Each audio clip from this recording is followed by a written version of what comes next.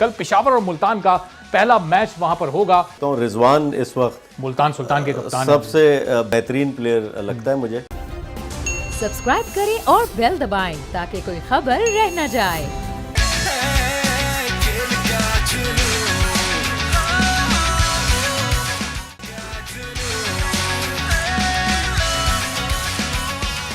अस्सलाम वालेकुम, यह सर्फ एक्सेल प्रेजेंट्स PSL 7 खेल का जुनून। मैं हूं अरबाब जहांगीर और जनाब कल से एक बार फिर सीटी बजेगी, फिर स्टेज सजेगा, लेकिन इस बार वेन्यू होगा लाहौर का कज़ाफी स्टेडियम। चूंकि कराची में PSL के पहले मरहले के तमाम 15 मैचेस मुकम्मल हो चुके हैं और कल से अब लाहौर के कज़ाफी स्टेडियम में यह रौनक लगने जा रही है। कल पेशावर और मुल्तान का पहला मैच वहां पर होगा। यहां पर तमाम टीमें अपने 5 मैचेस मुकम्मल कर चुकी हैं। अब कल से दूसरे और इंतहाई दिलचस्प मरहले का आगाज होने जा रहा है। तो क्रिकेट के साथ साथ आज के प्रोग्राम में कुछ सियासत पर भी बात होगी, हल्की फुल्की। चूंकि हमारे साथ क्रिकेट के लेजेंड जावेद मियादाद तो मौजूद हैं ही, हमारे बहुत ही खास मेहमान आज पाकिस्तान तहरीक-ए-इंसाफ के MNA आलमगीर खान साहब मौजूद हैं, जो कि पाकिस्तान की सियासत में और ख़ासतौर पर कराची की सियासत में जो इनकी वजह शोहरत थी वो कचरा उठाना, कचरा साफ करना और फिर उसके बाद जो गटर के ढक्कन लगाकर इन्होंने शोहरत हासिल की, उस शोहरत के बाद ये असेंबली में पहुंचे। लेकिन असेंबली में पहुंचने के बाद क्या अभी भी इनकी वही परफॉर्मेंस है जो असेंबली में पहुंचने से पहले थी, ये भी जरा इनसे पूछेंगे। लेकिन सबसे पहले हमारे प्रोग्राम में होता है जावेद भाई का सवाल जो वो आपसे पूछते हैं, फिर आप टेलीफोन कॉल्स पर, सोशल मीडिया प्लेटफॉर्म्स पर उसका जवाब देते हैं और जवाब देने के बाद आप में से एक लकी विनर को मिलता है वो बैट जिस पर जावेद भाई के ऑटोग्राफ और साइन होते हैं। तो जावेद भाई की तरफ चलते हैं, वो आपसे सवाल पूछेंगे, फिर आप जवाब देना शुरू कीजिए और फिर प्रोग्राम के सिलसिले को भी आगे बढ़ाते हैं। जावेद भाई, आज का सवाल पब्लिक के लिए। आज का सवाल जो है, दिखाई जाने वाली तस्वीर में बल्लेबाज कहाँ शॉट खेल रहा है? जनाब ये तस्वीर है टेलीविजन स्क्रीन पर आप देख रहे हैं। कौमी टीम के साबिक कप्तान और कोयटा ग्लैडिएटर्स के कप्तान सरफराज अहमद ये बैट्समैन है। बॉल इनको कराई है शादाब खान ने। अब ये तस्वीर इस वक्त ये स्टिल हुई हुई है यहाँ पर। ये कहाँ पर शॉट खेलेंगे, इसके 4 ऑप्शन हैं जनाब। ए ऑप्शन है मिड ऑफ, बी है जनाब मिड ऑन, सी ऑप्शन है कि ये गली में शॉट खेलेंगे या फिर डी स्क्वायर लेग। तो अब आप लोगों ने बताना है कि ये जो तस्वीर आपको दिखाई गई है इसमें सरफराज अहमद कहां पर शॉट खेलने वाले हैं। तो ये जवाबात आप दीजिए। टेलीफोन लाइंस ओपन हो चुकी हैं, सोशल मीडिया प्लेटफॉर्म्स पर भी आप जा सकते हैं और जवाब दे सकते हैं। प्रोग्राम के आखिर में फिर इस स्टिल को हम वीडियो की सूरत में अपनी स्क्रीन पर प्ले करेंगे और आपको दिखाएंगे कि सरफराज अहमद ने ये शॉट कहां खेला है। तो जनाब आलमगीर खान साहब हमारे साथ आज मौजूद हैं। आलमगीर भाई अस्सलाम वालेकुम। जी वालेकुम सलाम। तो जनाब PSL चल रहा है, जरा कुछ देख रहे हैं या मसरूफियत की वजह से PSL से आउट ऑफ टच हैं? बहरहाल मौजू भी PSL है, लेकिन बड़ी बदकिस्मती रही, मैं PSL को इतना अप टू डेट नहीं हूँ मैं। अच्छा चलें, आपकी जरा आसानी के लिए हम पॉइंट्स टेबल जरा दिखा देते हैं कि 5 मैचेस अब तक सब खेल चुके हैं। कराची में ये मरहला मुकम्मल हो चुका है, अब कल से लाहौर में मैचेस शुरू होंगे। तो पॉइंट्स टेबल की जो इस वक्त सिचुएशन है, पॉइंट्स टेबल स्क्रीन पर आ गया जनाब। मुल्तान की टीम ने आप देखिए 5 मैचेस खेले, 5 के 5 जीते हैं, ऑन टॉप है इस वक्त। उसके बाद इस्लामाबाद यूनाइटेड है, 5 मैचेस खेले, 3 जीते 2 हारे, 6 पॉइंट्स के साथ दूसरे नंबर पर। लाहौर कलंदर्स 5 खेले, 3 जीते 2 हारे, 6 पॉइंट्स के साथ तीसरे नंबर पर। फिर कोयटा ग्लैडिएटर्स हैं जिसने 2 मैचेस जीते हैं, 3 हारे हैं, 4 पॉइंट्स हैं इनके। फिर पेशावर ज़ल्मी है, 5 मैचेस खेले, 2 जीते 3 हारे, 4 पॉइंट्स हैं। और जनाब आखिर में कराची किंग्स 5 खेले, 5 हारे। तो जावेद भाई कल से जब ये लाहौर में सिलसिला शुरू होगा तो कराची किंग्स की किस्मत कुछ बदल सकती है, सबसे नीचे हैं 5 में। नहीं बिल्कुल, देखें 5 हारने के बाद इनको ये मालूम होना चाहिए कि अपने कोच को या लड़कों को कह के भाई आपकी प्रॉब्लम कहाँ हुई, आपने कहाँ गलत खेले, क्योंकि आप रेक्टिफाई कर सकते हैं। क्योंकि क्रिकेट में यही चीज़ है कि आप जब मिस्टेक करें उसके बाद सेकंड मिस्टेक जो है ना सुसाइड होता है। तो अब इन्हें देखना चाहिए, ठीक है अब खेलें, अपना गेम खेलें, जिस तरह खेलें। हो सकता है 5 के नेक्स्ट जो 5-6 जो मैच हैं वो आप जीतने आप आ जाएंगे, मगर सबको या इनके कोच को ये बताना चाहिए जो भी हैं इनके साथ कि भाई आप प्लेयर तुम यूँ आउट होते, तुम यूँ आउट होते, तुम यूँ, और फिर उस पर प्रैक्टिस। क्योंकि जब आप फेल हो जाएं कुछ, आपके पास एक ही चीज़ है, ग्राउंड एंड विकेट, कि गो एंड प्ले, और वहाँ पर है ना आप अपना खेलें, और हो सके तो एक आध मैच जो है आपस में खेलें, उससे बड़ा फर्क पड़ता है। आप एक नेट का गेम होता है और एक मैचेस की तरह खेलेंगे फुल, तो आपके शॉट्स जो है वो आप उसी तरीके से खेलते हैं जो आप मैच में खेलते हैं। बादल मतलब वाकई अफसोस है कि इतना तो नहीं सोच रहे थे कि उम्मीदों के बरखिलाफ बहुत मायूस किया, मतलब रहना चाहिए था, मगर ये नेवर नो, क्रिकेट में ये चीज़ें होती रहती हैं। हाँ, तो आलमगीर भाई कराची की टीम क्या परफॉर्म कर रही है? आप देख रहे हैं 5 मैचेस 5 हारे, चले एक आध तो बंदा जीत लेता है, पॉइंट टेबल पे कहीं ऊपर नीचे कोई हिलजुल नजर आती, एक मैच में भी किसी ओपोनेंट टीम को कोई टफ टाइम नहीं दिया। बहरहाल किस्मत साथ नहीं दे रही होगी, प्लस बाकियों ने मेहनत ज़्यादा की होगी। नहीं तो अब ये जो कराची का मामला है, ये इसको कैसे फिक्स कर सकते हैं? इसको कोई आप ज़रा, आप तो फिक्सेड के बानी हैं, ज़रा बताएं कि कराची वालों को क्या चीज़ फिक्स करने की ज़रूरत है, क्या करें? बाबर आजम कप्तान है, दुनिया के नंबर 1 खिलाड़ी हैं, आईसीसी का अवार्ड मिल चुका है, लेकिन कराची में आकर परफॉर्मेंस उनकी बिल्कुल डल हो गई। मैं इस पर क्या, मेरे साथ इतने बड़े प्रोफेशनल क्रिकेटर मौजूद हैं, तो ये बेहतर इस पे अपना पॉइंट देंगे। मैं सिर्फ ये कहूँगा कि मेहनत जो करेगा उसी का रिज़ल्ट निकलना है। बाकियों ने मेहनत ज़्यादा की होगी, बाकियों ने कराची की निस्बत टाइम ज़्यादा दिया होगा प्रैक्टिस सेशंस वगैरह में, तो शायद उसका रिज़ल्ट हो। अच्छा, अब ज़ाहिर है कराची में हम जब देख रहे हैं, कराची की टीम को आते हैं, बड़ी जल्दी जल्दी विकेटें गिरती हैं, इसलिए बड़ा स्कोर नहीं कर पाते। आज हमने देखा कि खान साहब की भी एक बड़ी विकेट गिरी है। फैसल वाडा साहब अब ये ना अहल हो गए, वो जाएंगे सुप्रीम कोर्ट में, क्या कानूनी कार्रवाई होती है वो एक साइड पे, लेकिन ये बिलावल साहब भी कह रहे थे, नून लीग भी कह रही है कि जी अब ये विकेटें गिरने का सिलसिला आपका शुरू हो गया, तो ये वाकई विकेटें गिरती रहेंगी अब?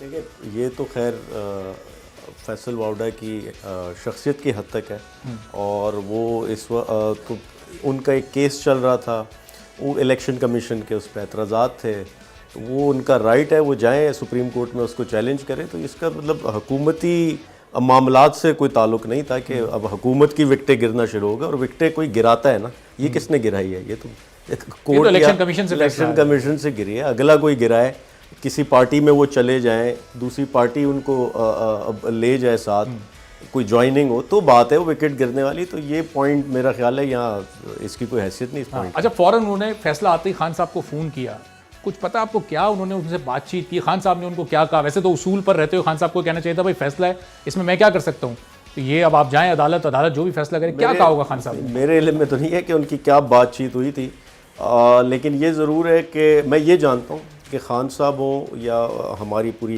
जो गवर्नमेंट है, इदारों के फ़ैसलों को, स्पेशली सुप्रीम कोर्ट के फ़ैसलों को हम तस्लीम करते हैं, हमेशा हमने तस्लीम किया है, और उसी दायरे कार में रहते हुए हमने चैलेंज भी किया है उनके फ़ैसलों को। वो कभी मुस्तरद हो जाती है, हमारी जो काउंटर पिटिशन होती, कभी मुस्तरद हो जाती, कभी एक्सेप्ट हो जाती।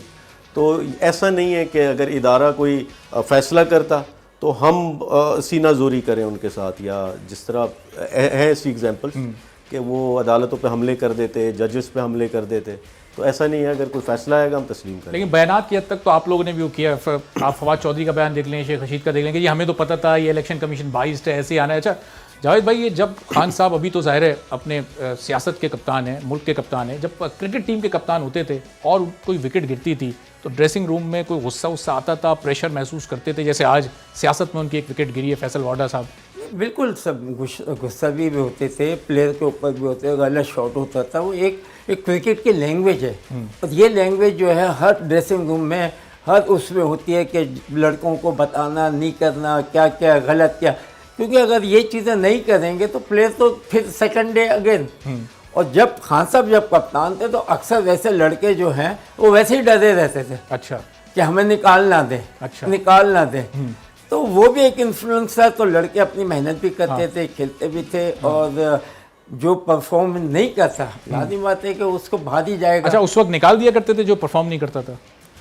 मेरा मतलब निकालना खुद तो नहीं निकालते थे, मगर पहले उसको वार्निंग दे देते थे ना। अच्छा, कि तुम ऐसे ये वो, तो मगर जब होता है निकाल भी देते हैं। उनकी मजीद की टीम होती थी, खेलती थी बिल्कुल। अच्छा, आपको कभी निकाला उन्होंने कि भाई जावेद आज तुमने परफॉर्म नहीं किया, आज आप बाहर बैठेंगे? मुझे क्यों निकालेंगे, मैं इनका कप्तान रहूँ, ये मेरे अच्छा। अच्छा, लेकिन अब आप देखें जब सियासत में आए हैं, अब अगर कोई ज़ाहिर है अब तो परफॉर्मेंस वो स्कैंडल वाइज आती है ना, कि कहीं किसी मिनिस्ट्री में कोई करप्शन हो रही है, अपने किसी बंदे ने कुछ कर दिया ऐसा, तो अब तो नहीं निकालते। आप देखें अब वो पोजीशन चेंज कर देते हैं, तुम इधर फील्ड कर रहे थे तो इधर आ जाओ, थोड़ी दिन के लिए साइड में जाओ, फिर वापस आ जाना खामोशी से। तो अब ये क्रिकेट के कप्तान में और मुल्क के कप्तान में क्या फ़र्क आ जाता है? नहीं, मैं जितना ये जानता हूँ, जितने काफ़ी सालों से है ना, वो जो होगा उसको वो कुछ सेकंड नहीं करेंगे। अगर है तो है, ख़त्म। अपने आप या कोई उस चीज़ के ऊपर कोई कुछ नहीं करेंगे, और ना करते हैं। अब डिपेंड करता है कि जिनके पास हुआ है, जिनसे हुआ है, अब उन्होंने ही जवाब देना है। और अगर वो जवाब नहीं देते तो जाएंगे तो खान साहब जाने देंगे। अच्छा। क्योंकि इसमें आप आ ही नहीं सकते, ना करते भी नहीं और ना करेंगे। क्योंकि मैं जहाँ तक जानता हूँ इमरान भाई को कि वो मतलब इन चीज़ों में बिल्कुल मतलब एक न्यूट्रल है। अच्छा, तो आलमगीर भाई जो चलें एक कॉल जरा ले लें, फिर ये इससे मुतालिक आलमगीर साहब से मैं सवाल पूछता हूँ। लईक अहमद साहब हैं शोर कोट से। जनाब लईक साहब अस्सलाम वालेकुम। वालेकुम अस्सलाम सर, क्या हाल है सर? ठीक ठाक अल्लाह का शुक्र, बिल्कुल ठीक ठाक। लईक साहब आप कैसे हैं जनाब? सर, ठीक ठाक सर, शुक्र अल्लाह ताला। अच्छा, जावेद भाई का सवाल लईक साहब आपने सुना, ऑप्शंस भी चारों सुने होंगे, क्या जवाब देंगे? Sir A point. Option A बताया भी नहीं, ऑप्शन ए गालिबन क्या मिड ऑफ था? जी सर। अच्छा चलें ठीक है लईक भाई, बहुत शुक्रिया लईक साहब। आलमगीर साहब की कॉल भी आ गई। आलमगीर साहब हमारे साथ स्टूडियो में मौजूद हैं, लेकिन ये लाहौर से आलमगीर साहब हैं। आलमगीर साहब अस्सलाम वालेकुम। वालेकुम सलाम। जनाब सवाल सुना आपने, क्या जवाब है?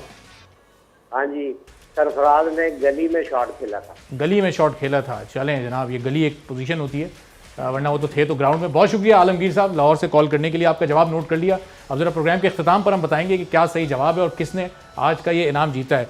तो जनाब जिस खान साहब की ये बात कर, ये पूछना था कौन सी अपनी गली में खेला है या मैच की गली में खेला है? मैच वो जो गली पोजीशन होती है हमने वो बताइए। हाँ भाई दोनों में तो आप वो कहेंगे ठीक है गली, ये गली तो सही हाँ। बताना चाहिए। तो जिस खान साहब की जावेद साहब बात कर रहे हैं, जावेद भाई, कि वो जनाब जब परफॉर्म नहीं करता था निकाल देते थे, बड़ा गुस्सा करते थे, वो वाला इमरान खान आज कहाँ खो गया आलमगीर साहब? हम देख रहे हैं कितने स्कैंडल्स आ चुके, आटे का, चीनी का, दवाओं का, जो कीमत ऊपर गई वो वापस नहीं आई, बंदे वहीं के वहीं मौजूद हैं। देखिए एक चीज़ तो ये कि अच्छा मैं जावेद भाई से पूछना चाहूँगा कि मतलब उस टाइम में जब वो कप्तान थे टीम के, तो अभी मैंने एक चीज़ नोटिस की है और काफ़ी हमारे दोस्त ये हमारे सर्कल में चीज़ होती कि जिसको ज़िम्मेदारी देते उसको टाइम भी देते। मतलब वज़ीर आज़म जो है वो अपनी काबीना में इवन अगर प्रोविंस के किसी को चीफ बना रहे हैं उसको टाइम दिया जाता। ये नहीं होता कि किसी ने उसकी कंप्लेन कर दी या मीडिया में उसके ख़िलाफ़ ख़बरें चल रही है तो उस बुनियाद पे फ़ैसला हो। अगर उसका टाइम है 3 साल 5 साल, वो उसको भरपूर टाइम देते हैं ताकि कल को ये शिकायत ना हो कि मुझे टाइम नहीं मिला या किसी के कहने पे मुझे हटा दिया। तो एक ये चीज़ है कि ज़िम्मेदारी के साथ टाइम देते। दूसरी चीज़ ये देखें, यहाँ एक बड़ा प्रॉब्लम ये है कि हमारी बड़ी कम मेजॉरिटी से हुकूमत बनी हुई है, उसमें एलाइज भी हैं। एलाइज को मनाना एक अमल रहता। फिर हमारे अपने फिर अक्सर जो हमारे साथ लोग जुड़े हुए इलेक्टेबल्स हैं, वो इलेक्टेबल्स इलेक्शन से कुछ टाइम पहले पीटीआई का हिस्सा बने, उनके भी शिकवे शिकायत ये चीज़ें रहती। तो अपनी टीम में भी अक्सर लोगों के शिकवे शिकायत और मनाने का अमल जारी रहता हमेशा। तो बड़ा प्रॉब्लम रहता है कि आप कई जगह बोल्ड स्टेप्स लेने में आपको दुश्वारी आती, बहुत सी जगह ऐसा होता। और दूसरी चीज़ ये कि हमारी जो ब्यूरोक्रेसी है वो चूँकि पिछले 30 साल दूसरी हुकूमतें, दूसरी पार्टियां हुकूमतों में रहीं, उनकी भर्ती शुदा ब्यूरोक्रेसी है सारी, तो वो हमारे पेस पे आने में या जो खान साहब जिस पेस पे गवर्नमेंट की मशीनरी चाहते हैं कि काम करे, उस पे आने में उसकी कैपेसिटी भी नहीं है और शायद वो हमारे साथ जेलिन भी नहीं होते। तो ये कुछ चैलेंजेस हैं जो बड़े जो फैक्चुअल हैं जो हमें फेस करने पड़ते हैं। लेकिन आलमगीर भाई, जब खान साहब जब बॉलिंग किया करते थे वो किसी बैट्समैन को सेंचुरी नहीं करने देते थे। आज भी आप देखें वो वज़ीर आज़म है, चीनी की कीमत सेंचुरी मुकम्मल कर गई, आटे की कीमत सेंचुरी के करीब चली गई, दवाओं ने तो रिकॉर्ड ही तोड़ दिया। वो टेस्ट मैच में जैसे 600 रन बनाते थे, 400% दवाओं की कीमतों में इजाफा हो गया। क्यों खान साहब कंट्रोल नहीं कर पा रहे? वो वाला एग्रेसिव कप्ताना में क्यों दिखाई नहीं दे रहा? देखें एक चीज़ समझे प्लीज़, महंगाई इस वक्त इंटरनेशनली आपके लिए एक प्रॉब्लम है। यानी ये कोई सिर्फ पाकिस्तान में तो नहीं है, बाहर ममालिक में हर जगह महंगाई है। उसकी वजह यह है कोविड के बाद जब ये लॉकडाउन लगा, दुनिया की सप्लाई चेन इफ़ेक्ट हुई है, आपकी डिमांड सप्लाई सारी मुतासिर हुई है। फिर जो आपकी जो शिपमेंट थी, जो सारी सप्लाई चेन थी, वो डिस्टर्ब हुई है। उस वजह से हर चीज़ की कीमतें बढ़ी हैं और आप वो इकॉनमी चला रहे हैं जो डिमांड ओरिएंटेड है। आप दीगर अशिया, दाल, चीनी, जितनी बेसिक अशिया हैं, खाने का तेल, ये दूसरी जो आप इंपोर्ट करते हैं, जो पेट्रोल, डीजल, फ्यूल वगैरह, ये सब आप इंपोर्ट करते हैं। आपका इंपोर्ट बिल उसी वजह से आपका करंट अकाउंट डेफिसिट बनता। आपका मतलब हमने जब गवर्नमेंट संभाली 48 अरब डॉलर पे आपकी इंपोर्ट बिल था, एक्सपोर्ट आपकी 22 से 23 अरब डॉलर पे खड़ी थी। इतना बड़ा डेफिसिट, और फिर रिजर्व्स है नहीं इसको सपोर्ट करने के लिए, और उसके बाद कोविड आता। तो ये सारी सिचुएशन में हम फंसे रहे हैं, अभी तक हम उस ट्रैप में फंसे हुए हैं। तो ऐसे में एक शख्स इन चैलेंजेस का सामना कर रहा है। आप क्या एक्सपेक्ट करते हैं कि इंटरनेशनल, अब मुझे बताया ना कि अब यूएस में इस वक्त रिकॉर्ड महंगाई है, वो क्या इमरान खान की वजह से? यूरोप में रिकॉर्ड महंगाई है, दूसरे ममालिक, एशिया के ममालिक में रिकॉर्ड महंगाई है। दुनिया की सप्लाई चेन नॉर्मल होने में 3 से 4 माह लगेंगे। तो जावेद भाई जब क्या कर सकते थे, वो ये कर सकते थे कि अगर काश महोदय मैं कहता कि जो मिडिल क्लास और लो क्लास जो चीज़ें खाती है ना, आप उसको सस्ता रखें, उसका बजट जो है ना वो डालें कि जो अच्छे लोग जो हैं जो अफोर्ड कर सकते हैं, आप वो कर सकते थे। This is the only thing you can, और आराम से होता।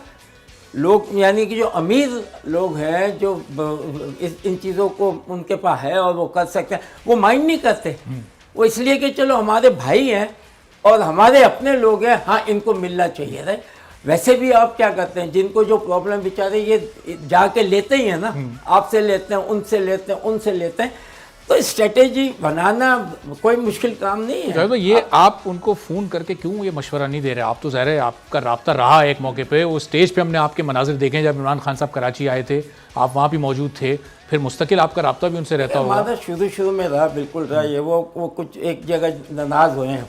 अच्छा, अब वो नाराज़गी मेरे हिसाब से नहीं है, क्योंकि जब मैंने बोला था कि यार हमें ज़िंदगी भर मांगना ही पड़ेगा, क्योंकि मैं भी इनके साथ, हम इस शौकत खाना में और इसमें हमेशा ना चंदा ही करते थे ना, तो उसके ऊपर वो थोड़े खफा हो गए। और कुछ लोगों ने ये क्या मंगता लिख दिया। अच्छा, अब मुझे पता नहीं इमरान साहब वो अपने ऊपर ले गए, पर्सनल ले गए या तो, ठीक है, वरना ऐसी कोई बात नहीं वो थी। तो आप देखिए खुद कहते थे कि कि IMF से कर्ज नहीं मांगूंगा, मैं खुदकुशी कर लूंगा, लेकिन अब जब देखें वो डील कंफर्म हुई तो अब वो उसको खुशखबरी से और पैकेज से और अब नई इस्तिलाहात उसके लिए लेकर आ रहे हैं। अब हाँ, मतलब बदल गए ना उनके, देखें जाविया बदल गया, सोच बदल गई। आलमगीर भाई इस पर कुछ कहना चाहेंगे? देखिए मैं एक चीज़, देखें ये बात बड़ी कही जाती कि सब्सिडी दी जाए, जो आम आदमी की, गरीब तबके की जो अशिया है डेली बेसिस की, उस पर पैसा चाहिए ना। इसके लिए सब्सिडी देने के लिए पैसा है नहीं आपके पास। आप आज IMF के पास क्यों जा रहे हैं? कर्जे ले रहे हैं ना अपने अखराजात निकालने के लिए। दूसरी चीज़ ये कि जब आप सब्सिडी देने की बात करते हैं तो आपकी हुकूमती मशीनरी, बड़ा अफसोसनाक है कि सूबाई यानी आप, मैं मिसाल दूँ, सिंध में लाखों टन गंदम जो है वो चोरी हो गई। लाखों टन गंदम जो है वो चोरी हो जाती या ज़ख़ीरा अंदोज़ी हो जाती, जिसकी वजह से तमाम सूबों की डिमांड सप्लाई इफेक्ट होती।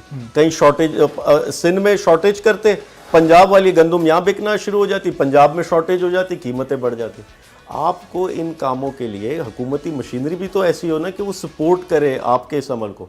इसीलिए इसका अल्टरनेट एहसास प्रोग्राम, जिसमें 180 अरब रुपए रखे निचले तबके के लिए, उसमें कोई 40 से ऊपर शोबे हैं जिसके जहाँ पैसा आप निचले तबके तक पहुँचा रहे हैं। तो ऐसी चीज़ें मौजूद हैं। लेकिन मैं फिर से कहूँ, देखें सब्सिडी देने के लिए पैसा नहीं है ना। पैसा होता तो ये मसाइल होते क्या हमारे आगे। तो और क्या इमरान खान को नहीं पता कि किन चीज़ों पे सब्सिडी देनी है, किन पे नहीं देनी? तो जावेद भाई अब ये जाहिर है, देखें एक 2018 से पहले का इमरान खान अपोजिशन वाला, कुछ तो करना, जब ऐसे टाइम आ जाए आपको कुछ करना तो पड़ेगा ना। तो उसमें ये था कि IMF के पास गए, मैं होता तो IMF को छोड़, जो चीज़ साहिब हैसियत जो है वो खाते हैं ना, उसके ऊपर मैं बटन डालता। वो भी डाला इन्होंने मिनी बजट में, मैं शुरू में डालता। और ये जो जिनका वो है उसको एडजस्ट करता। लाजिम है पैसा नहीं है, मगर पैसा आता आपका, आपके पास कोई रास्ता नहीं है ना, तो आपको कोई ना कोई तो चीज़ करनी पड़ेगी, या तो फिर आप ख़त्म है। इसका मतलब आप नहीं कर सकते, आपने सिलेंडर कर दिया। तो इसमें पॉलिटिक्स में और इसमें नहीं, कहीं ना कहीं से आपको करना पड़ता है, ताकि अपने लोग, लाजिम बात है, वही वोट देते हैं, वही लेके आते हैं। अगर वही नाखुश है और उनके लिए, तो ये तो बड़ी मतलब जाती हो जाती है ना उनके साथ भी। तो करना ये चाहिए कि कुछ चीज़ें जो थी, मैं होता है 4 चीज़ें जो है, दूध है, यानी कि कोई दाल है, चावल है, या इसको थोड़ी एटलीस्ट गरीब आदमी ये तो खा सकते, अपना गुजारा कर सकता है ना। तो ये कैलकुलेशन की बात है, अगर कैलकुलेशन करने बैठें तो बड़ी चीज़ आ जाएंगी। चलें, ये तो अब ज़ाहिर है मुल्क की मसाइल और ये बहुत बड़े लेवल की बहस है। आलमगीर साहब ज़रा कराची की सूरत हाल पे आते हैं, क्योंकि कराची में आपने बड़ी मकबूलियत हासिल की और आप देखें खान साहब की बदौलत फिर आप कौमी असम्बली तक भी पहुँच गए। लेकिन ये जिस तरह से पहले आप चीज़ों को फिक्स करते हुए नज़र आते थे, कचरे के खिलाफ, कहीं गटर का पानी बह रहा है, कहीं गटर का ढक्कन नहीं है, जब आप MNA बने, असम्बली में आप पहुँचे, उसके बाद से वो चीज़ ज़रा नज़र नहीं आ रही। लोग मिस कर रहे हैं उस आलमगीर खान को, खासतौर पे आपके अपने हल्के के लोग हालत अभी भी वहाँ बड़ी ख़राब है। देखिए एक चीज़ समझें कि एक तो मुझे बताएं वो आंखें किस बाज़ार में मिलती है कि वो आंखें मैं लगा दूं और मैं नज़र आऊं। सर मैं क्लेम करता हूं, सर ये मीडिया है ना, मीडिया का कैंप, पहले आप इन मैं वही कह रहा चैनल्स पर हूँ, नजर आते मैं थे। वही कह रहा हूँ, मैं ये क्लेम करता हूँ पाकिस्तान में मुझसे एक्टिव एमएनए कोई नहीं है। पाकिस्तान में मुझसे ज़्यादा पब्लिक के एक्सेस में कोई एमएनए नहीं है। मैं वाहिद एमएनए हूँ जो अपने वसाइल से लोगों के मसाइल हल करते हैं। देखिए एक चीज़ समझे, हालत आप सही कह रहे हैं, हालत वैसी ही है जैसे पहले थी, उसकी रीज़न है। इदारे मेरे पास नहीं है, मैं तो वफाक का एमएनए हूँ। 18वीं तरमीम के बाद solid waste management, water and sewerage board, KMC, DMC, SBCA, KDA, Sindh solid waste management, ये सब सूबे के पास है। मैं तो लड़ रहा हूँ उनसे। मैं एमएनए होते हुए 2 एफआईआर मुझ पे अभी बनी हुई हैं। वो किस चीज़ की? एक सीएम हाउस के अंदर गटर का पानी फेंका था एहतजाज के तौर पे, क्योंकि मेरे हल्के में गटर का पानी खड़ा था जगह जगह। दूसरा, 3 तलवार पे मैं सईद गनी जो वजीर बल्दियात था उसके खिलाफ एहतजाज कर रहा था। एक दिन में 2 बार इन्होंने जेल में डाला। तो मैं लड़ रहा हूँ इनके लिए। देखें एक चीज़ ये, मैं आराम से नहीं बैठा हुआ, ना दुबई मलेशिया में अयाशियाँ कर रहा हूँ माजी के एमएनएस की तरह।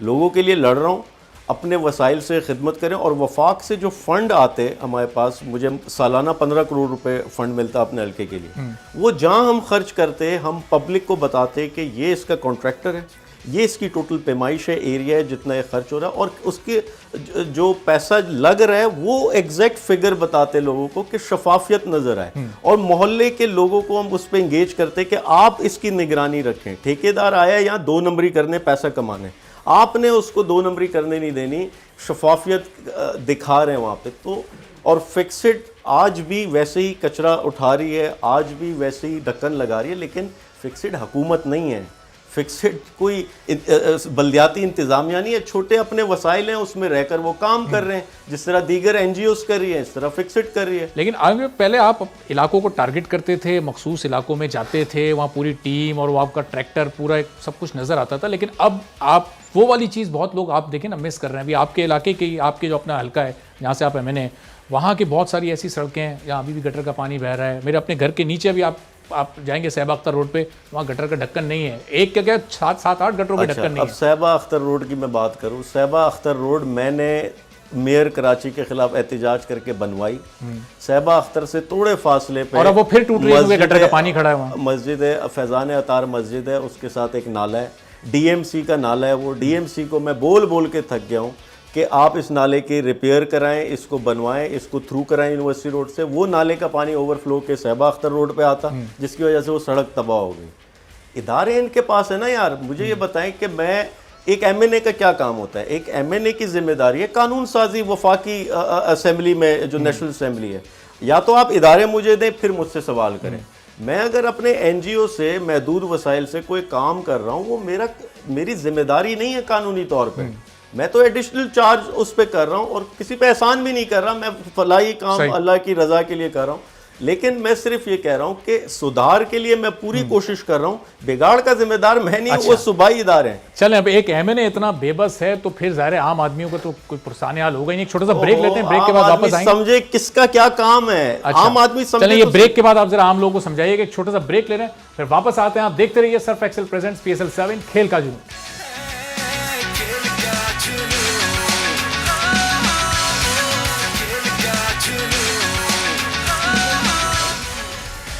Welcome back in Surf Excel presents PSL 7 खेल का जुनून। जावेद मियादाद, आलमगीर खान साहब हमारे साथ मौजूद हैं। लेकिन पहले जरा कुछ कॉल ले लेते हैं, फिर प्रोग्राम के सिलसिले को आगे बढ़ाते हैं। जनाब रहीम यार खान से एक कॉलर हैं, राहिल साहब। राहिल साहब अस्सलाम वालेकुम। जावेद अख्तर साहब, अच्छा जावेद अख्तर साहब हमारे साथ हैं। जावेद साहब अस्सलाम वालेकुम। वालेकुम अस्सलाम, क्या हाल है सर? ठीक है? ठीक, अल्लाह का शुक्र। बिल्कुल जावेद भाई, आपके कैसे हाल चाल हैं? अल्लाह का करम, बिल्कुल ठीक ठाक। जावेद भाई को मेरा सलाम कहना। जी, मेरा भी, बहुत मैं- बड़ा पुरस्कार हूँ। ये इनके 280 रन जो है ना, वो कभी भूलने वाले नहीं है। 280 रन, वो जो हैदराबाद में आपने इनिंग खेली थी। मैं आपको बहुत बहुत सलाम पेश करता हूँ और बड़ी मेहरबानी आपने, वो अल्लाह पाक ने बड़ी अच्छी इनिंग खिलाई थी। और ये बड़ा अच्छा नुक्ता भी इन्होंने दिया। मैं ज़रा इस पर मजीद भी आपसे बात करता हूँ कि क्यों आप ट्रिपल सेंचुरी नहीं कर सके उस मैच में। तो जावेद अख्तर साहब, ये जो जावेद भाई ने सवाल किया था उसका जवाब देंगे? हाँ जी जी, ये जो सरफराज साहब ने शॉट खेला है, हाँ, ये लॉन्ग ऑफ की तरफ शॉट खेला था और वही आउट हो गए थे। अच्छा चलें, ठीक है जावेद भाई, आपका ये जवाब नोट कर लिया हमने। एक और कॉलर है जनाब यासिर साहब हैं कसूर से। यासिर साहब अस्सलाम वालेकुम। वालेकुम अस्सलाम सर। जी यासिर साहब, क्या हाल चाल है? सवाल सुना आपने? अल्हम्दुलिल्लाह सर, अल्लाह पाक का करम, आप सुनाइए करिए सर। अल्लाह का शुक्र, बिल्कुल ठीक। आप बताइए क्या जवाब देंगे? सर मिड ऑफ पे जो ना वो खेला था सरफराज भाई ने। मिड ऑफ पे खेला, चलें ठीक है, आपका जवाब आ गया। अब ये आखिर में पता चलेगा कि कौन खुशनसीब आज जावेद भाई का साइन किया और बैट जीतता है। तो जावेद भाई, जो अभी बात की जावेद अख्तर साहब ने, हैदराबाद में आप 280 रन पर नॉट आउट खेल रहे थे, मैच जा रहा था ड्रॉ की तरफ, वो मैच पाकिस्तान जीत नहीं सकता था। अचानक से खान साहब ने इशारा किया, भाई अंदर आ जाओ, ये इनिंग को हम डिक्लेयर कर रहे हैं। 20 रन आपको चाहिए थे ट्रिपल सेंचुरी के लिए, अगर 20-25 मिनट और दिए जाते तो पाकिस्तान की दूसरी century, triple century Hanif Mohammad साहब के बाद हो जाती। बादल वो पोजीशन ऐसी आ गई थी कि लाजिमात है कि जो इंडियन टीम वो सोचते हैं ना, वो इतना टाइम ले रहे थे, उस वक्त ओवर्स नहीं होते थे, उस वक्त ना वक्त की टाइम 5 बजे तो ख़त्म हो गया बस। तो वो एक एक ओवर में ना कुछ 10-10 मिनट ले रहे थे, 12-12 मिनट, राइट।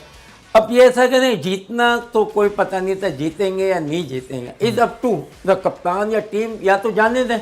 मगर करने के बाद उन्होंने क्या, तो हम मैच जीते ना, मतलब जैसा भी था, मगर आपको रिजल्ट मिला ना। और यही रिजल्ट की वजह से जो था ना, डिक्लेरेशन की थी कि अब आ गए हैं मैच जीतने की करें। तो ये चीज़ें होती हैं, हालांकि मैंने कोई माइंड कुछ नहीं किया। अच्छा, क्योंकि ये चीज़ें तो क्रिकेट में 300 करने के बाद कोई और नहीं करेगा। अभी देखें कितने ने कर दिया, 365। तो रिकॉर्ड बनते हैं, टूटने के लिए भी बनते हैं, मगर जहाँ पाकिस्तान मुल्क की फतह हो रही है ना, वहाँ सब चीज़ कुर्बान होती है। लेकिन फिर भी दिल में ख्याल आ गया यार, एक ट्रिपल सेंचुरी मेरी रह गई डिक्लेरेशन की इससे वजह से। पहले 280, 270 उस पर भी आउट हो, इंग्लैंड में यहाँ पर, राइट। किस्मत नसीब की बात है, हो सकता है तो हो सकता है, वरना नहीं। मगर ये है कि कहने का मतलब ये है कि जाने देते तो पता नहीं क्या होता। मगर वो मैच ऐसा आ गया था कि जिसके लिए दो आपके पास वो थे, या तो आप मुझे जाने दें या फिर try and win the game, वो हमने किया। अच्छा, तो अब आलमगीर भाई, ये पीएसएल में जो 6 टीम है, ज़ाहिर 6 की 6 पाकिस्तान की हैं, लेकिन हर एक की किसी न किसी कोई फेवरेट टीम होती है। वो जावेद भाई की कराची, मेरी क्वेटा, या किसी और की कोई और टीम हो। कौन सी टीम को आप सपोर्ट कर रहे हैं? कौन सी टीम को चाहते हैं भाई कि ये टीम ज़रा जीते? एक्चुअली टीम को तो मैं ऑनेस्टली मैं कोई ख़ास फॉलो नहीं किया। प्लेयर्स का मुझे मैं कह सकता हूँ, रिजवान इस वक्त मुल्तान सुल्तान के कप्तान सबसे बेहतरीन प्लेयर लगता है मुझे। और उसकी रीज़न ये है कि वो मेहनत कर रहा है, उसकी परफॉर्मेंस में मेहनत नज़र आ रही है, और साथ ही आजी है, परफॉर्मेंस के साथ आजी है, जो बड़ी अहमियत रखती है। और ये रिजवान के चंद शॉट्स भी आप देख सकते हैं यार। आप वैसे तो नहीं फॉल टाइम आपके पास होता मैच देखने, लेकिन आप देखें, अच्छा, पेशावर के खिलाफ इन्होंने बड़ा ज़बरदस्त बैटिंग की, और आपका ताल्लुक भी पेशावर मतलब केपी से ही है। तो ये कल भी इनका मैच है पेशावर के खिलाफ। पेशावर के बॉलर्स को जब मार रहे हैं, रन पड़ रहे हैं, तो आपको महसूस क्या है, पेशावर के बॉलर्स को ज़रा थोड़ा संभालना चाहिए, अच्छी बॉलिंग करनी चाहिए। देखिए, मैं चाहता हूँ हर वो प्लेयर, हर वो टीम पिटे जो मेहनत नहीं कर रही। और वैसे मेरा ताल्लुक, मैं कराची में ही पैदाइश है मेरी, यहीं का ब्रॉटअप है, यहीं सारी स्कूलिंग है। तो ऐसे तो मैं कराची को सपोर्ट करना चाहिए, लेकिन अगेन मैं ये कहूँ, मैं चूँकि इतना फॉलो नहीं करता टीम को, मुझे इतना उसका आइडिया नहीं है, लेकिन प्लेयर में रिजवान बेहतर है। अच्छा, तो जब ये फ्रेंचाइज क्रिकेट जब से आई, आप देखें कराची किंग्स में कराची के लड़के आपको नहीं मिलेंगे, सिर्फ एक एमर्जिंग क्रिकेटर, वो तहा नाम का, वो कराची से खेल रहा है, बाकी 15-16 लड़के कराची से ताल्लुक ही नहीं है। मुल्तान में आपको मुल्तान के खिलाड़ी नहीं मिलेंगे, पेशावर में पेशावर के नहीं मिलेंगे। तो ये बॉन्ड होना चाहिए ना, ये इन टीम्स को, क्या कम से कम मकामी खिलाड़ी तो आप लोग खिलाएं, ताकि वो एक एसोसिएशन तो लोगों की रहे। देखिए, अभी जो एकदम जो मेरे हिसाब से जो कराया है ना, लाजमत है, तो ये तो टीमों का कराया है कि किधर इधर से जहाँ से पकड़ के टीमें, जैसे ओवरसीज भी लेते, ठीक है ना। तो यहाँ भी यही है कि कराची का ले लो, लाहौर का ले लो, इधर से ले लो या उधर से ले लो, वो चीज़ है, क्योंकि ये लीग डिफरेंट है। लाजिमत है, एक ओनर जो है वो स्पेंड कर रहा है, पैसे अगर लगा रहा है, ऑब्वियसली ही नीड गुड प्लेयर्स, और उससे कंपटीशन अच्छा होता है सब पाकिस्तान के। तो मैं ये चीज़ इसी तरीके से खेली जा सकती है, वरना आप ट्रॉफी तो खेलते हैं, लाहौर खेलता है, कराची खेलता है, ये खेलता है, सारा कुछ खेलता है। अच्छा, एक टाइम पे 72 उस वक्त ये जब हम प्रोविंस वाले खेलते तो उसमें बड़ी लड़ाई थी। लाहौर जाओ तो लाहौर वाले वो होते थे, कराची आ गए, ये आ गए, वो आ गए, वो आते थे, यहाँ होते थे। ये चीज़ें उस वक्त, या ऐसा ऐसा जब बैंकों की ये टीमें बनी तो ये चीज़ ख़त्म हुई, वरना ये चीज़ें बहुत थी कि आप जा रहे हैं वहाँ, आप गाली खा रहे हैं, वो आ रहे हैं तो आप गाली खा रहे हो, क्राउड करता है कि बस एक दूसरे को, हालांकि है पाकिस्तानी, हाँ सब पाकिस्तान। तो ये चीज़ें जो थी, जब ये बैंकिंग ये दूसरी डिपार्टमेंट्स आई उसमें ये चीज़ ख़त्म हो गई, क्योंकि हर आदमी डिपार्टमेंट से कोई ऐसी बात नहीं, कहाँ का नहीं, हर जगह का जो है वो डिपार्टमेंट की टीम में जो है ना हबीब बैंक में ये सिस्टम भी बड़ा अच्छा था, क्योंकि इससे रोज़ी चल रही थी। एक आदमी अपनी ना सर्विस दे रहा था, पूरा ख़ानदान खा रहा था। सर खान साहब ने वो सिस्टम ही खत्म कर दिया। उस वक्त में मैं अगर होता ये कि ठीक है आप मतलब एक कोई ना कोई निकालें, ये चलने दें, क्योंकि वो दूसरी भी क्रिकेट हो रही है आपकी। ये नहीं थी कि आप जो करा दें ये भी हो सकती है। हमारे पास तो पूरा साल क्रिकेट हो सकती है, नॉट लाइक इंग्लैंड के 6 महीने के बाद आप नहीं कर सकते। यहाँ तो आप कर सकते हैं, मगर जहाँ माशी प्रॉब्लम है और किसी चीज़ से माशी का फायदा होता है तो हमें वो करना चाहिए, क्रिकेट खेलनी चाहिए। बहुत सपोर्ट थी उससे लोग, इसीलिए क्रिकेट अच्छा पहले बैंकों की टीम थी, बड़े लोग। तो आप यकीन माने कि एक बैंक में लड़के ने आके अपने बच्चों को MBA करवाया 2 को। बताएं। हम जब थे बिल्कुल मैं भी मतलब उस वक्त सारे बैंक क्योंकि बैंक को पब्लिसिटी मिलती थी, बाकी कुछ नहीं, मगर बैंक और इदारे इतना अच्छा संभालते थे। इस पर ही तो मेरी इमरान साहब से इसी पे नाराजगी हुई है। तो मैंने कहा कि यार आपने आते ये आप चलने देते ना, उसका कुछ तोड़ दूसरा निकालता कि लोगों को देखे घर उससे घर खत्म हो गए ना। आपने कर दिया। क्रिकेट का क्या हुआ? अबे क्रिकेट का तो रहेगा ही ऐसा, अप एंड डाउन रहेगा तो पाकिस्तान इतनी ऊपर नहीं चली जाएगी। इसका मतलब कि जो काम करना होता है आलमगीर भाई हुकूमत को वो कर गुजरती है। खान साहब को डिपार्टमेंट्स बंद करने थे, डिपार्टमेंट पाकिस्तान में फाइनेंस का प्रॉब्लम है, लोग नहीं खेलना चाहते क्रिकेट भी। अगर आज उनको जॉबें मिल जाए, सब कुछ मिल जाए, राइट, मगर बेचारे गरीब आदमी खेल भी नहीं सकते, तो उनके बच्चे को वो बच्चे जाओ रोडों पे गलियों पे खेल के प्लेयर बने। अच्छा, इसमें वैसे तो जावेद भाई के सामने क्रिकेट पे बात करना, मैं मतलब एक स्टूडेंट शागिर्द की हैसियत से मैं इस पे कमेंट करूंगा। डिपार्टमेंट जो खान साहब ने बंद किए से बड़ा लॉस हुआ है। अच्छा, मेरी कोई इतनी नो नहीं, लेकिन मैं फिर से एक स्टूडेंट की हैसियत से बात। अच्छा, इसमें ये था कि जो एक तो प्राइवेट बैंक्स हैं, प्राइवेट सेक्टर के बैंक्स हैं, उनकी टीम्स थी। दूसरा जो गवर्नमेंट के डिपार्टमेंट्स थे उसमें अक्सर ये देखा गया कि टीमों में सियासी भर्तियाँ हुई हुई थी। वो जनाब प्लेयर जो है वो किसी उसके क्रिकेट से ना कोई लेना देना, वो किसी मिनिस्टर ने भर्ती करा दिया, वो किसी फलां का पुपी का लड़का था, वोटर था, उसको भर्ती करा दिया, तनख्वाह ले रहा है, घर बैठा हुआ है, ना क्रिकेट है ना कुछ है। मेजॉरिटी ऐसे केसेस थे। लेकिन ये तो प्राइवेट बैंक्स है ना, ये तो प्राइवेट बैंक्स है। दूसरी चीज एक और चीज़ ये कि अगेन जो देखें, ये जो शहरों की टीम बनाई है, मुझे ये बताएं कि क्या इससे लोगों की अटैचमेंट ज़्यादा नहीं है? क्या उसकी टीम की ब्रांड वैल्यू ज़्यादा नहीं है? क्या उसकी व्यूअरशिप ज़्यादा नहीं है अगर कंपेयर करें किसी बैंक से? अगर कराची की टीम है, उसकी फॉलोइंग, उसकी व्यूअरशिप, लेकिन ये 6 टीम है और अब इसमें ज़्यादा से ज़्यादा 150 लड़का खेल रहा है। इन द डिपार्टमेंट्स दर्जनों की तादाद में। PSL की पूरी एक्टिविटी एक कमर्शियल एक्टिविटी है। इसकी आज आप जो नेटवर्थ है मुझे नहीं पता कितनी है, लेकिन अब बिलियंस में चली गई। तो ये कमर्शलाइज जब आपने करना है तो यकीनन वो व्यूअरशिप पे होना है। व्यूअरशिप आपकी शहरों से जुड़नी है, वो किसी बैंक से तो उस तरीके से शायद ना जुड़े जो आज एक शहरों की अपनी सपोर्ट है, अपनी टीम है। तो अगेन ये मेरा एक बड़ा इसको कौन लाया था? वो भी AH कादार साहब, वो भी ऑक्सफोर्ड के में पढ़े हुए साहब। उन्होंने ये देखा था कि जब के लोगों के पास यानी कि फायदा क्या, मैं खेल रहा हूँ, मेरे पास खाने तो नहीं है, मैं बच्चों को खाना नहीं खिला सकता, तो उसके लिए तुम्हें कुछ करना पड़ेगा। ये कोई थोड़ी कि आके तुमने खत्म कर दिया था। ओ भाई, लड़कों को फायदा, लड़कों से पूछो ना, उनसे पूछो कि कितनों को फायदा हुआ। मैं वही बता दूं कि एक आदमी ने कमाया, उसने 4 बच्चों को MBA करवाया। देखो आज वो बच्चे थे, तो क्रिकेट और फॉर एवर के लिए नहीं है, क्रिकेट खेलने के लिए भी अभी बच्चा बना नहीं है, उसको अब आपको लाख रुपए का खर्चा है। जाहिर है, बैट बॉल इस पर नजरसानी की जा सकती है। आप भी अगर जॉब मिली हुई थी, जॉब की वजह से एक आदमी की वजह से जो आपने कहा ना माछी वाले सही। अच्छा जावेद, एक छोटा सा ब्रेक ले रहे हैं, ब्रेक के बाद फिर वापस आके मजीद भी बात करते हैं। और फिर कल का भी जो मैच है उस पर जावेद भाई की प्रेडिक्शन भी लेनी है कि अब कल कौन मैच जीत सकता है और लाहौर में कौन सी टीम ज्यादा बेहतर परफॉर्म करेगी, ड्यू फैक्टर होगा नहीं होगा। एक छोटे से ब्रेक के बाद ये तमाम बातें होंगी।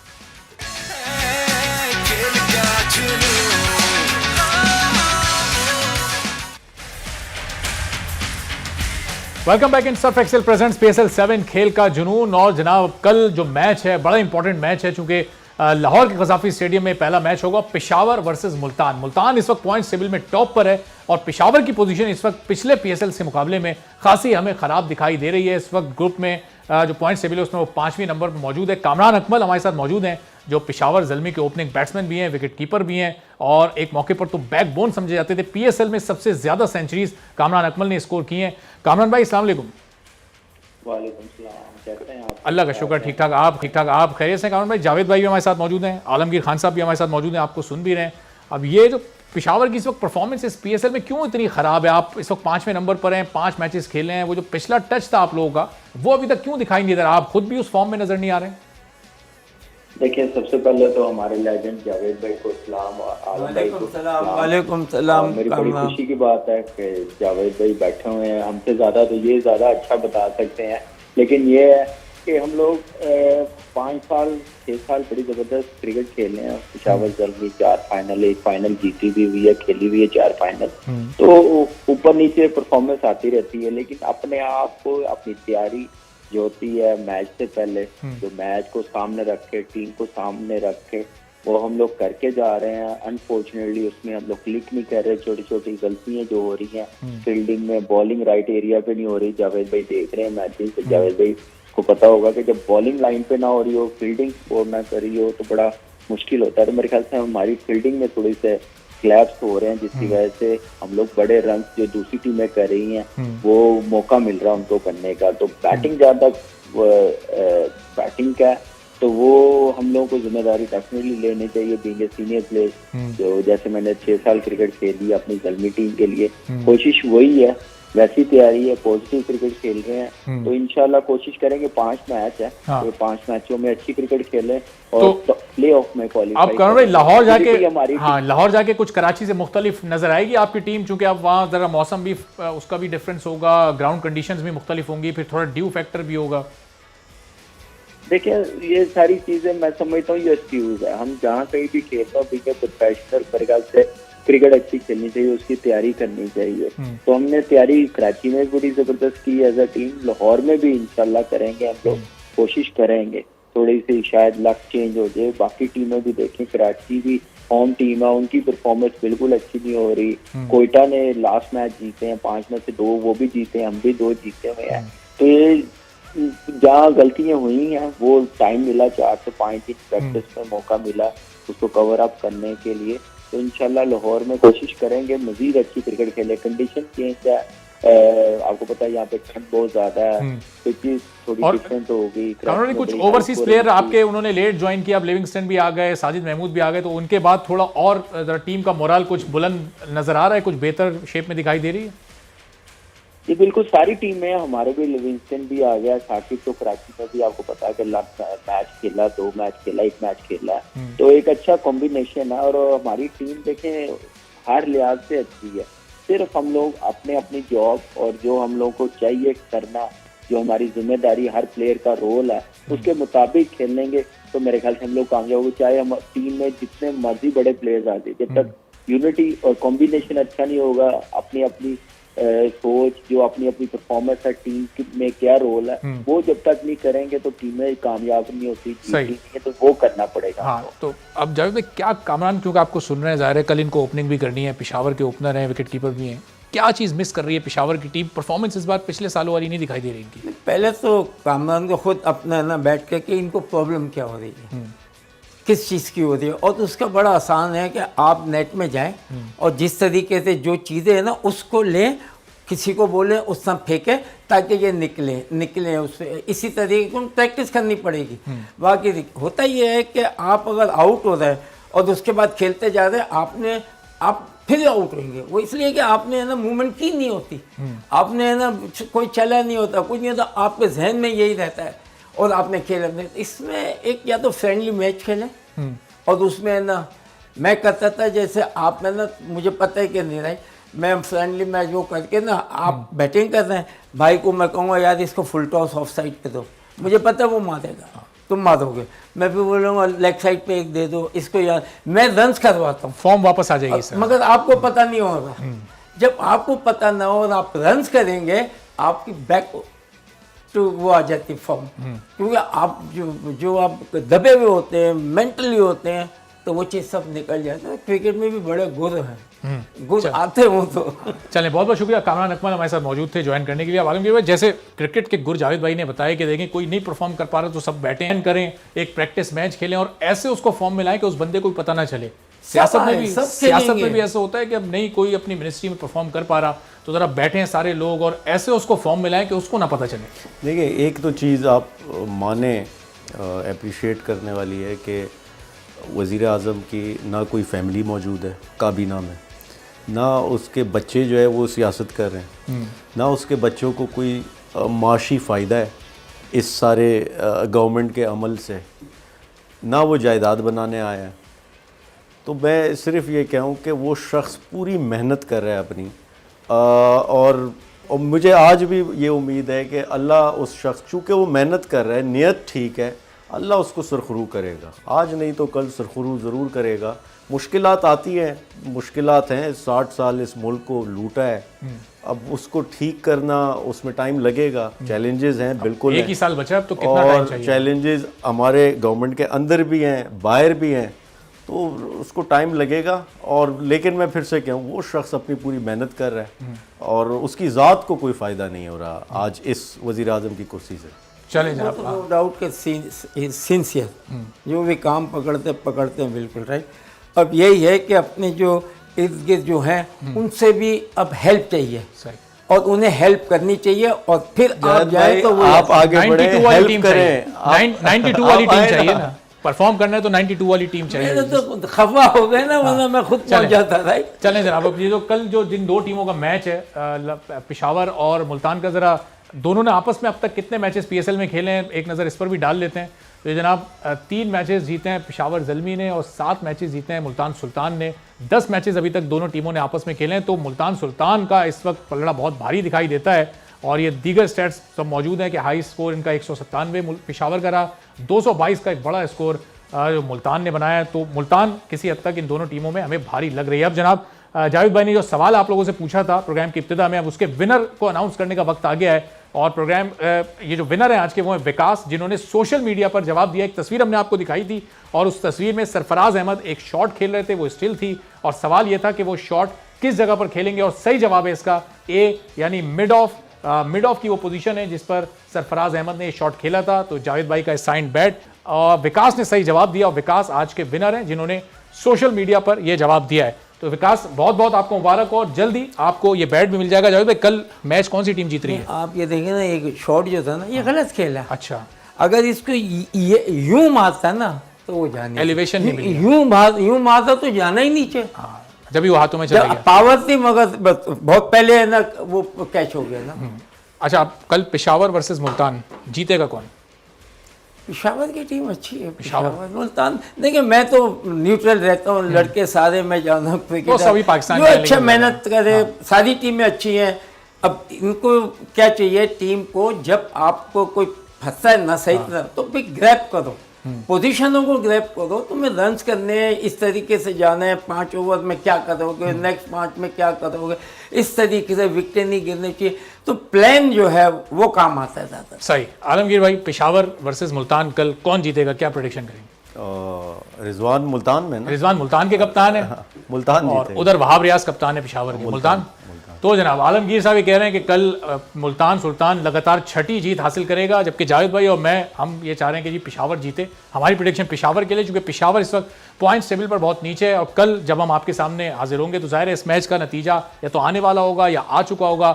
और फिर इस मैच के बारे में कि लाहौर में किस तरह से कहाँ क्या खामी हुई, किस टीम ने अच्छा खेला, किस टीम ने बुरा खेला, ये सब जावेद भाई आपको बताएंगे। कल एक नया सवाल भी आपके सामने रखेंगे। तो आप देखते रहिए सर्फ एक्सेल प्रेजेंट्स PSL 7 खेल का जुनून।